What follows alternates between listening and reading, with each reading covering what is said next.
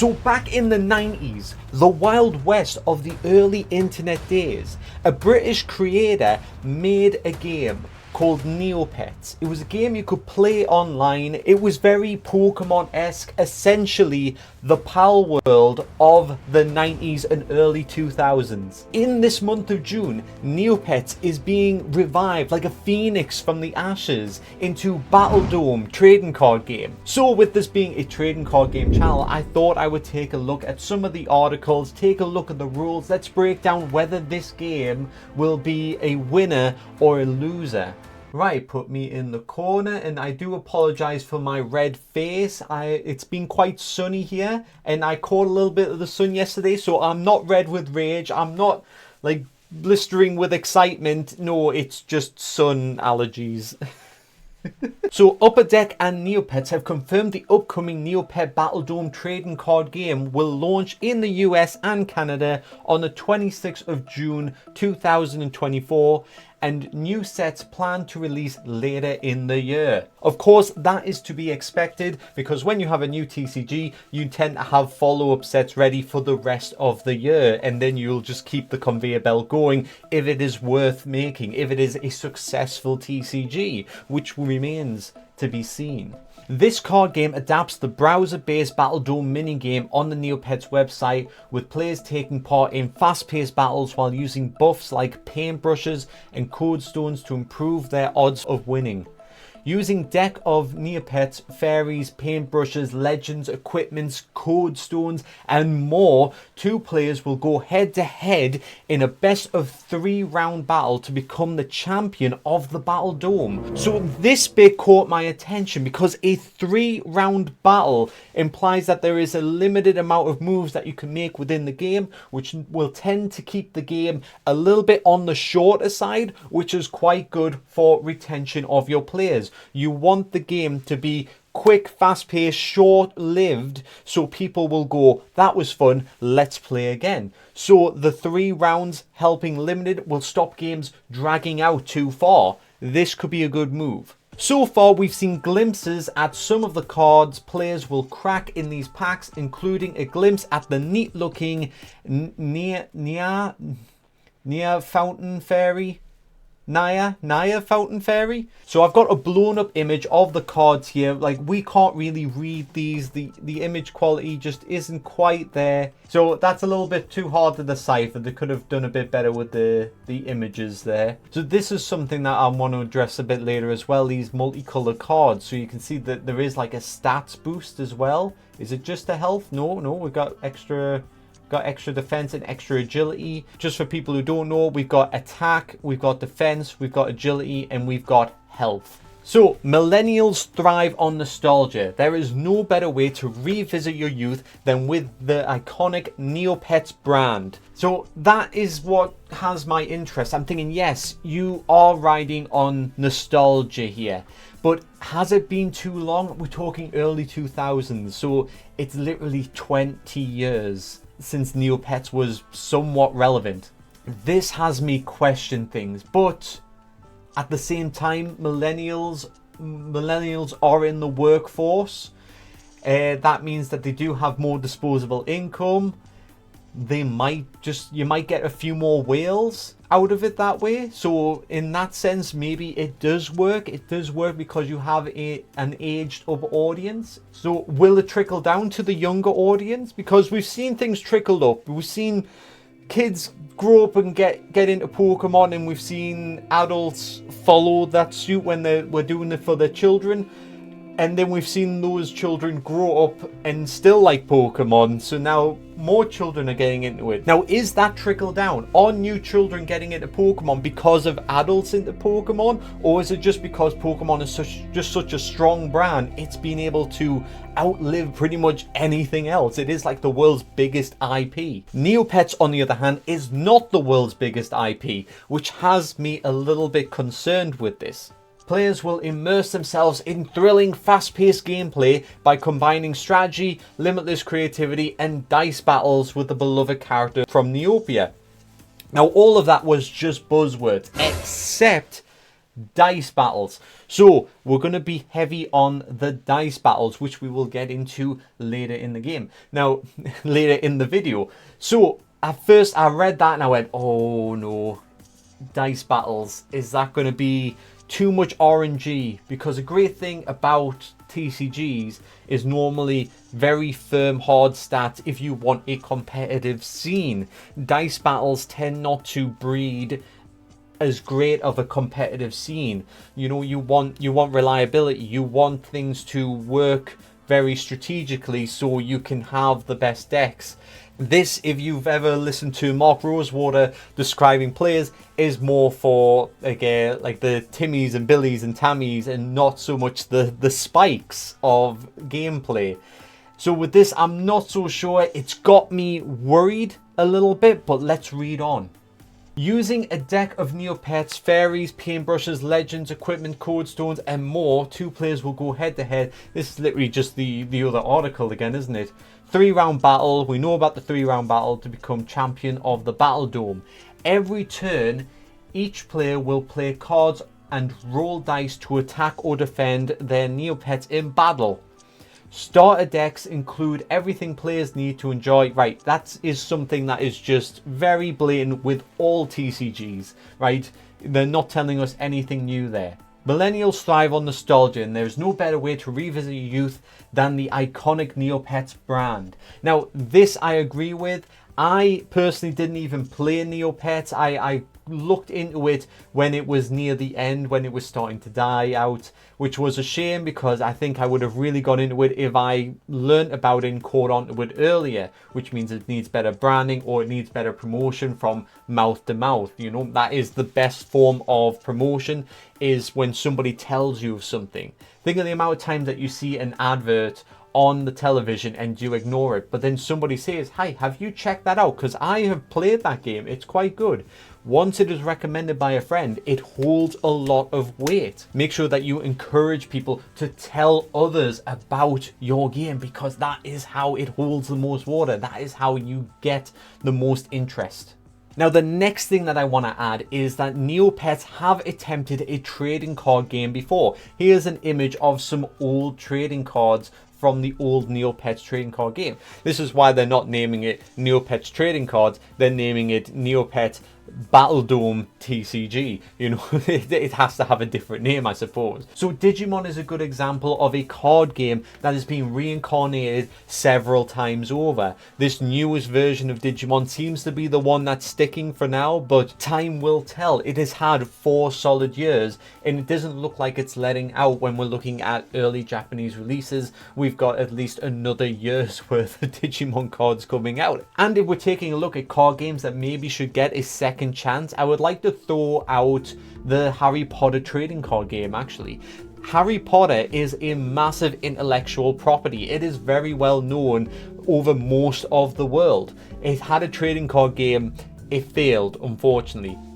But I think if you come in, revamp it and stick on the Harry Potter skin, I think it has a chance of being a massive success. The Wizarding World card game, there's something there. And I think if anybody's got any sense, especially with trading card games these days lasting a little bit longer, there seems to be more patience with early card games.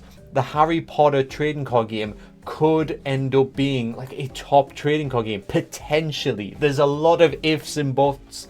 It depends on the gameplay, but the trading card games these days are more refined. And unfortunately, the success of a trading card game is usually tied to its intellectual property, to whatever the theme of the game is. That is why we're seeing Pokemon be a massive trading card game. Yu-Gi-Oh! Is a massive trading card game. Magic the Gathering is a massive trading card game because it was the first one. It is big because it was first and it was successful, so it became big. The follow-ups to that are because they've got massive TV shows behind them. Pokemon and Yu-Gi-Oh! Are huge IPs. Digimon has a decent IP, that's why it is sustaining. One Piece and Dragon Ball also have massive long-running TV shows. And Neopets is kind of forgotten, but it did have a lot of success in the early 2000s. So maybe Right, so then I did a little bit more hunting and I came across this. Take a look at the 4 new cards from Neopets Battledome TCG. And if I just skip straight to the image here, we can see that we've got Mohawk.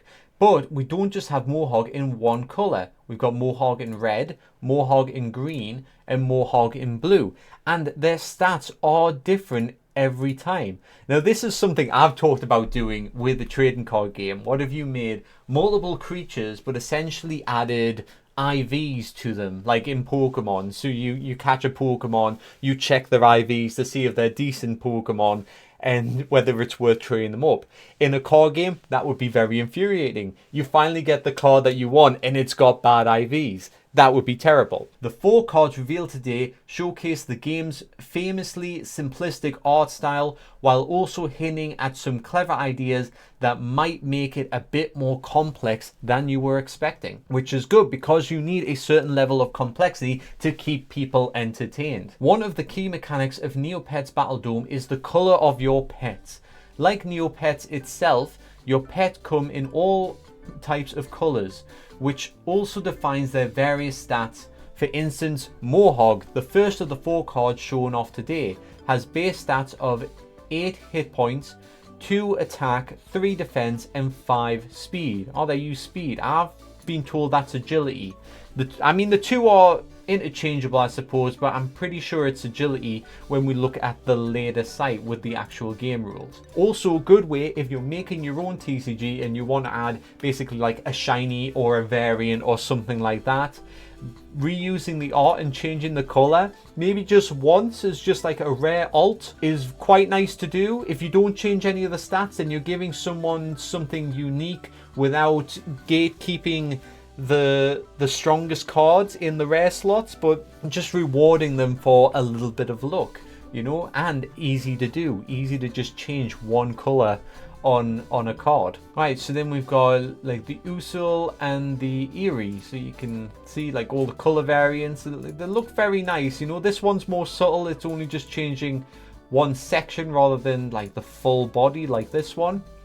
So let's read on a bit more. Okay, so the last cards to be shown off are the 4 versions of Usul with the new sleeker design and the Griffin Eerie or Irie, whose high attack and hit points attacks stats are buffed even further in the red version. Let's take a look.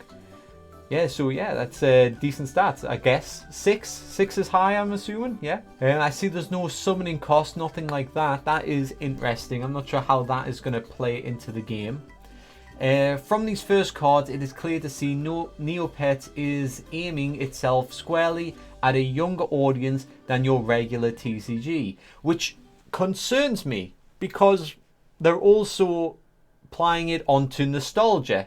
So hey, older audience with money, buy these for nostalgia, but it's aimed at a younger audience? How's that work?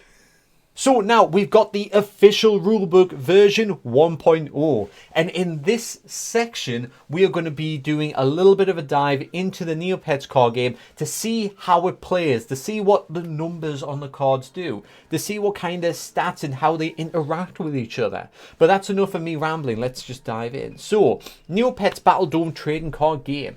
In Neopets Battledome trading card game, you will train your Neopets using code stones, prepare them for battle with powerful equipment, enlist the aid of renowned fairies and legends from throughout Neopia, and enter the Battledome in hopes to become the champion. So deck construction. You need a 50 card deck made up of a combination of code stones, equipment, food, fairies, legends, paintbrushes, and potions. Right, so it's saying 50 cards, so it looks like it's doing a hard limit, which is something I've addressed recently in a previous video.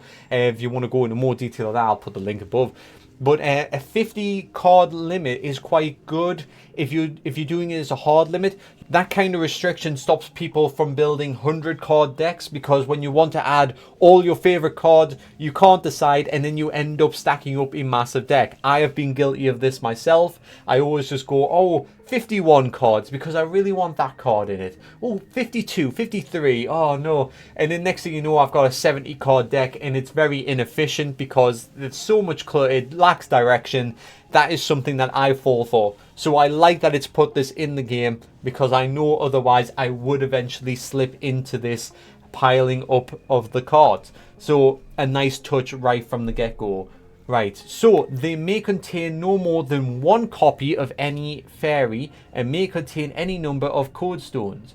You can have a Neopet deck add up to 5 different Neopets, all must be of different names. Right, so you can only have up to 5 different Neopets. That's interesting. So why is there a limit on Neopets themselves? Are we building multiple different decks here? Because I know we've got Neopet deck, so I'm guessing that's it. So that's a 25 card deck. Then you probably have your regular deck for playing your code stones and legends and fairies and all that stuff. Then you've got the rainbow pool. We'll be diving into that. I'm guessing that's another separate deck. Fairy, Neopet, Equipment 1, Equipment 2, Equipment 3, and the Void. Obviously, Void and discard. Okay. So I thought the Void was just a discard, but apparently not. I did do a brief look through this just to try and familiarize myself, but it's still trying to piece things together. So setting up, shuffle your deck, obviously, draw 5 cards, great. Place your Neopets and Rainbow Pool Neopets in the designated area. You may choose to shuffle all your cards from your inventory back into your deck and then draw 5 cards into your inventory.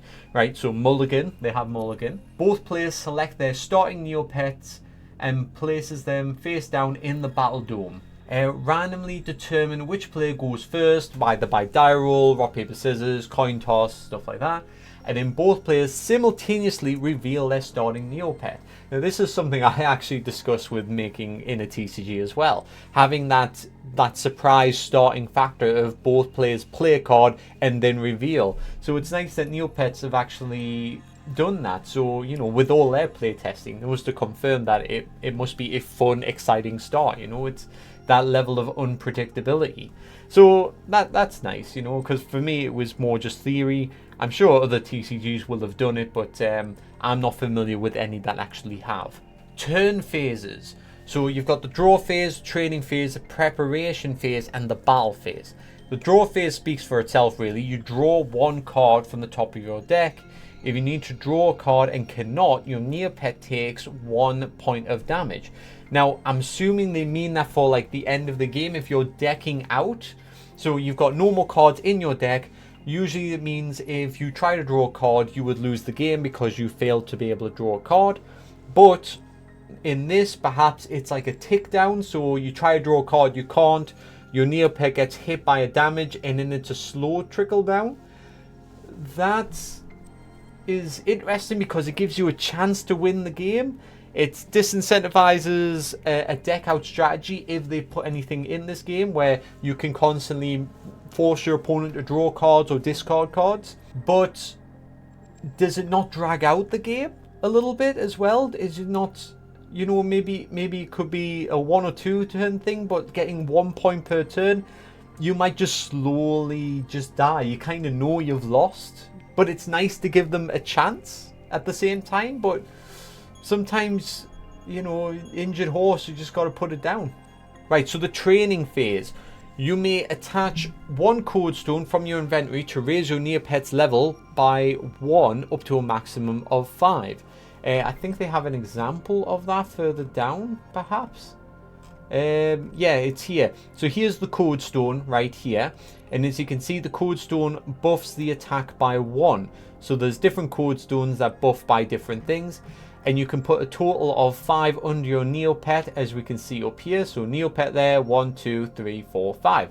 Nice and simple. I'm following it so far, which is good because I should be able to read this and then somewhat understand the game.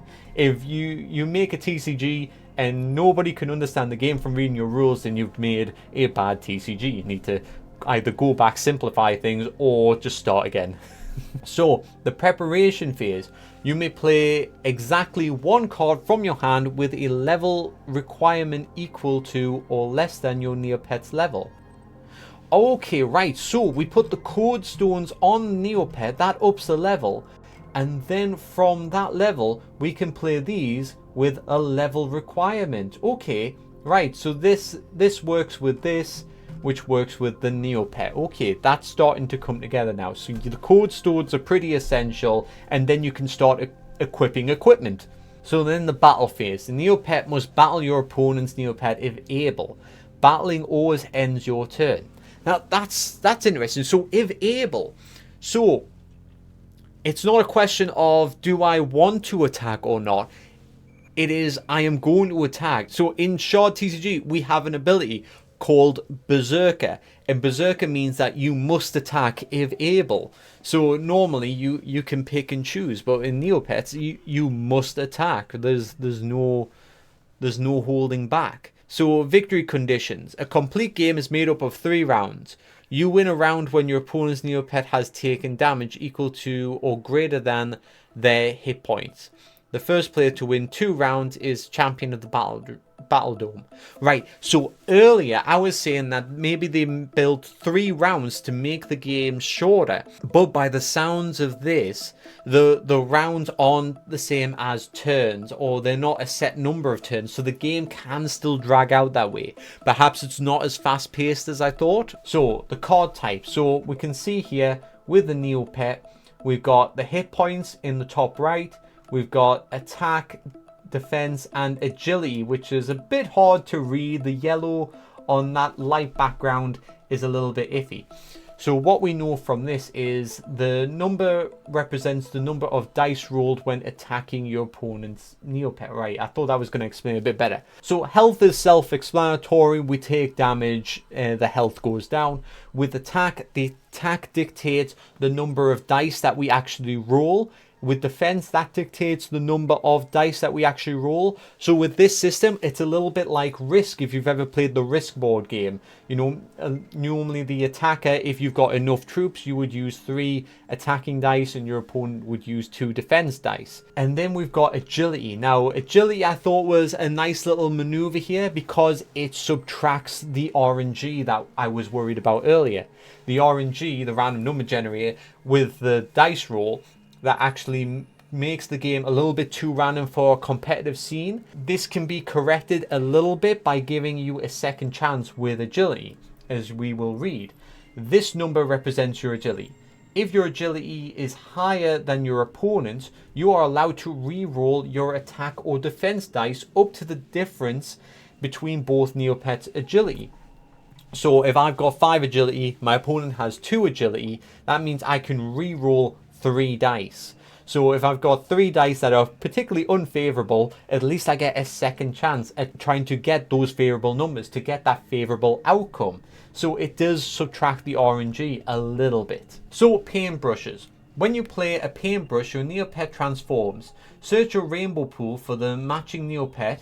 Place your active Neopet into the rainbow pool and place the painted Neopet into play, keeping all equipment and code stones. Okay, so we've got a little bit of transformation here. It's a little bit like Pokemon evolution, I think, you know, in a way. They're trying to make sure that you're using your favorite pets and transforming them to obviously keep you attached to that pet, rather than using many different pets where you don't get as much of attachment. You want a select core few. So code stones. Code stones we've explained. These level up our Neopets. Our Neopets can go up to level 5. And then they get these buffs as well. So if you're starting off with this one, it's got 3 attack. If you put loads of these types of code stones in, you can just buff all the attack, or you can do a little bit of everything, really. So that's nice. Very simple. And it's quite good with that level of simplicity because you can have like these lovely full art versions of the cards. Another thing with these Neopets is if they don't have effects over the top of them like this, it is more of a focus on the art, which is what entices us to the game initially. Before strategy, before anything else, we need to feel something for the cards. Equipment. You may have up to 3 equipment equipped to your Neopet at any time. Yes, we saw this in the battle area, equipment 1, 2, and 3. Yep. And then legends. When you play a legend, complete all effects on the card, then send it to the discard legends to include a team icon which can be referenced in the card effect. Right, yeah, so it's got this team icons. These are the teams here. So Defender of Neopia, Villain of Neopia, and Neopet Central. Potions, okay. So when you play a potion, complete all effects on the card that send it to your discard. Okay, so roll 1 die. On success, your Neopet heals 2 damage. How do I know if it's successful? Roll 1 die. On a success, your Neopet heals 1 die. So I roll a dice. It's a 3. How do I know if that's successful? Is there something else to it? Is it the level requirement? Does it have to beat the level requirement? I'm not sure. I think they've missed a little bit out there. Unless it says roll at least a 1 on a die. But then that's not worded correctly. Unless I've missed something. I might have missed something. Food. When you play a food, complete all effects on the card then send it to the void. Food does not count as a card played and can be played at any time on any turn in any phase unless the card states otherwise. Now that bit gets me a little bit, just because you can play it anytime, anywhere, you know, whatever you want, just play some food. Right, great, it's nice to have that level of freedom, except sometimes you find that level of freedom can slow down the game because your opponent could be doing something and then you go, wait, I wanted to play a food at that specific point. Of course, if they make sure that the food effects aren't crucial to the timing of the game, then that's okay, because you might just go, oh, well, while you're doing that, I'm going to play this food and do something. But if it's play food and it interacts with your opponent in some way, it forces your opponent to recalculate, it forces you to recalculate. You're constantly thinking about playing the card while your opponent is worried about you playing the card, and all of that slows down gameplay. So obviously with this one, draw 1 card from your deck, that's fine. You go, I'll play food, I'm just going to cycle while you're having your turn. There we go, that's fine. But anything more, and it starts to slow down your game. And if it slows down your game, people start getting bored. And if people start getting bored, people don't want to pick up your game again. So the battle phase breakdown, this confused me a little bit. Mostly because they're using different cards with this example.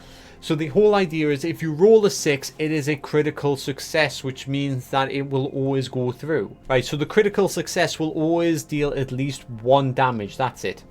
So you're always guaranteed that 1 damage. Where critical block will always block it, but I'm guessing that 1 damage will still go through if it's a crit.